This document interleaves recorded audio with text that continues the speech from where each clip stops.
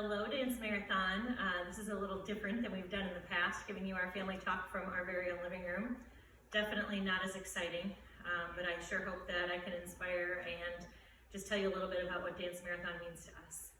I'm Megan Ramirez. This is my husband, Tom. This is Maddie. Say hello. Hello. Morgan. Molly. And I'm going to tell you a little bit about our story. I'm going to start with a poem that kind of describes our life, and it is called Welcome to Holland. I am often asked to describe the experience of raising a child with a disability, to try to help people who have not shared that unique experience to understand it, to imagine how it would feel. It's like this. When you're going to have a baby, it's like planning a fabulous vacation trip to Italy. You buy a bunch of guidebooks and make your wonderful plans. The Colosseum, the Michelangelo David, the gondolas in Venice. You may learn some handy phrases in Italian. It's all very exciting. After months of eager anticipation, the day finally arrives. You pack your bags and off you go. Several hours later, the plane lands. The stewardess comes in and says, "Welcome to Holland." Holland, you say? What do you mean, Holland? I signed up for Italy. I'm supposed to be in Italy. All my life, I've dreamed of going to Italy. But there's been a change in the flight plan. They've landed in Holland, and there you must stay. The important thing is that they haven't taken you to a horrible, disgusting, filthy place, full of pestilence, famine, and disease. It's just a different place. So you must go out and buy a new guidebook. You must learn a whole new language, and you will meet a whole new group of people you would never have met. It's just a different place. It's slower paced than Italy, less flashy than Italy, but after you've been there for a while and you catch your breath, you look around and you begin to notice that Holland has windmills, and Holland has tulips. Holland even has Rembrandts. But everyone you know is busy coming and going from Italy, and they're all bragging about what a wonderful time they had there. And for the rest of your life, you will say, yes, that's where I was supposed to go. That's what I had planned. And the pain of that will never, ever, ever, ever go away, because the loss of that dream is a very, very significant loss. But if you spend your life mourning the fact that you didn't get to Italy, you may never be free to enjoy the very special, the very loving things about Holland. And that's a little bit about how I feel like our life has gone. Not exactly as planned, but we've met the most amazing people, including all of you at Dance Marathon. I'm going to start our story at Maddie's diagnosis time. Maddie is 14 years old. When she was 2.5, Maddie still was not walking. She was crawling with a very strange crawl. We had already been to one doctor looking for answers, and we didn't get the answers that we thought were correct, so we kept looking. We ended up at Shriners in Chicago first, and that's where we got Maddie's diagnosis. In April of 2008, Maddie was diagnosed with spinal muscular atrophy, or SMA, type 2. At the time, they believed Maddie had type 2. And we decided that we would kind of find out everything we could about SMA, and we would help to, the doctors had told us during that diagnosis that Maddie would never walk, that she would eventually lose the crawl that she had, and they told us that Maddie would die in her teen years.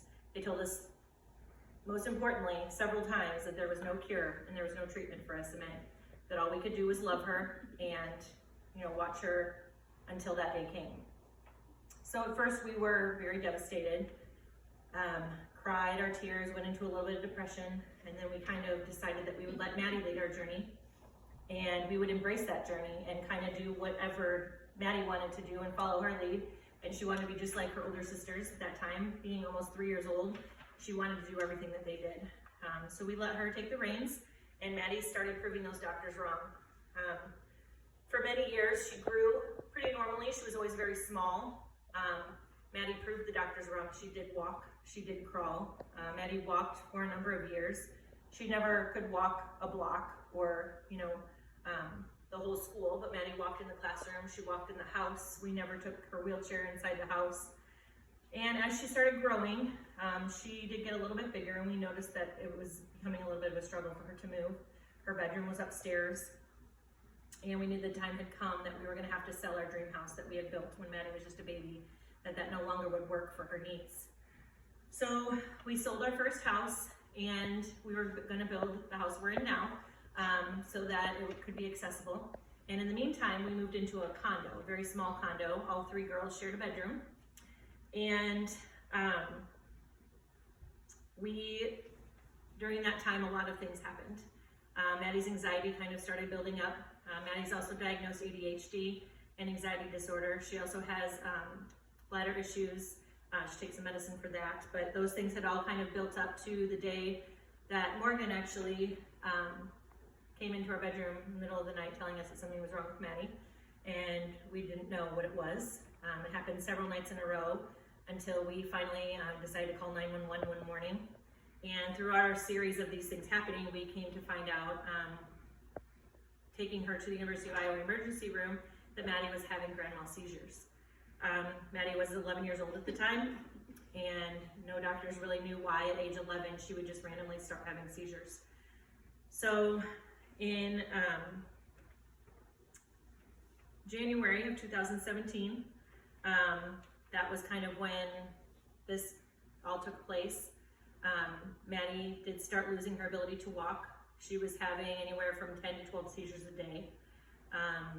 At this time, we started losing all of our nursing care, and nurses quit left and right. We pretty much had nobody. We didn't have family in town to help take care of her. We had 3 girls, and our lives were very busy, and the only people we could turn to was Dance Marathon. So at that time, we had a lot of our friends that came to our rescue. They helped babysit Maddie, even when it was scary. They drove the girls to some of their sporting events and to some of their things. They just came over and hung out. But in January, we were admitted to University of Iowa Children's Hospital for a week, and Maddie was monitored, and the seizures were monitored. And they did a genetic test and thought they would look for something genetic to try to explain all of these seizures. We finally did get a new diagnosis. It's called 15q duplication. And when we started researching that, it kind of gave us the answers to quite a few things. Kids with this genetic duplication do have learning disabilities. They do have autistic tendencies, which are all things that we saw in Maddie, and they also have seizures, and a lot of times they're uncontrollable. So at that point, we started just trying medications. Maddie had been on, at one point, I think 8 different medications. She was very drowsy, very mean, just wasn't herself. It was a very scary time, and again, our Dance Marathon friends stuck through all of it with us. In the meantime, after that happened, something good did happen. The FDA approved the very first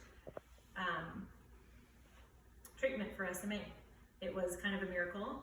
The treatment is called Spinraza, and that was approved in May of 2017.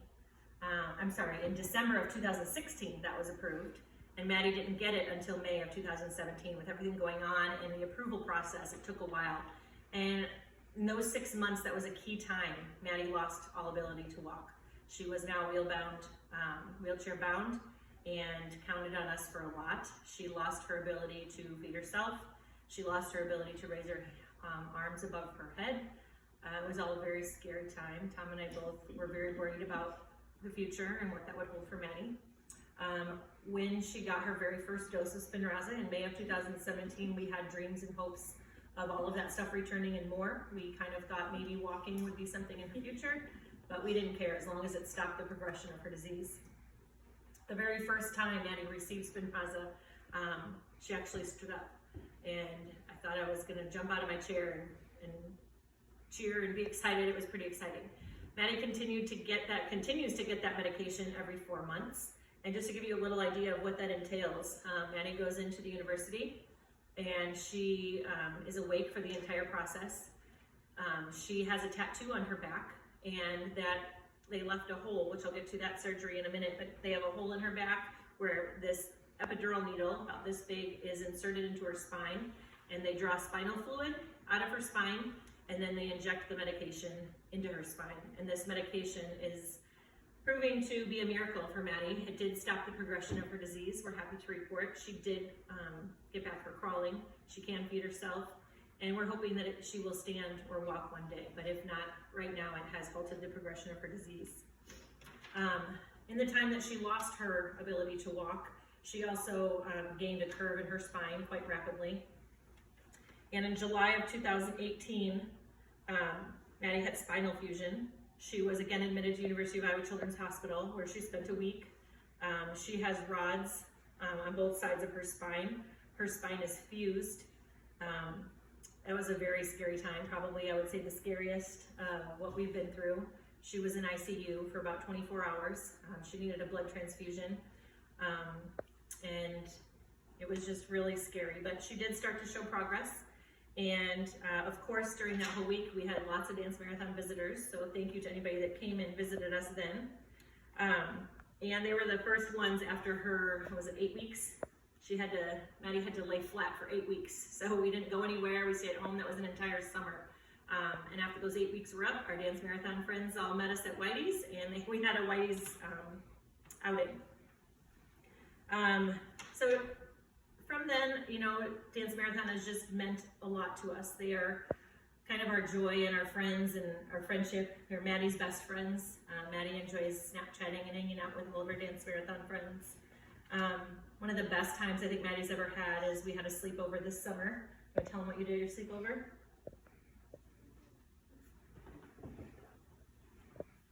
We went TPing at our sleepover. Yeah, we TP'd our neighbors' houses. We stayed up and had manicures and lots of snacks. And some of our Dance Marathon friends slept over. I think even Luke got a manicure, right? I gave Luke a manicure. And a face mask. We did face masks. And a face mask. Yeah, that was fun. And then Maddie had a birthday party in December. We had lots of our Dance Marathon friends at our elf birthday party. So that was a lot of fun. And what? Yep. So basically my whole point of this is just to tell you to cherish the moments that you have with yourself, with your friends, with your family, and most of all, if you're part of this Dance Marathon, cherish the moments with the families, make those relationships, build those relationships. There's over 40 families now that need you, and there are so many of you out there that have so much to offer. So thank you to those of you who have built those relationships with my family. We cherish them immensely. I have a quote from my friend Greg.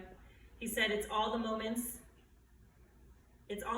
One moment follows another, some great, some sad, then some more great, all to get where we are going.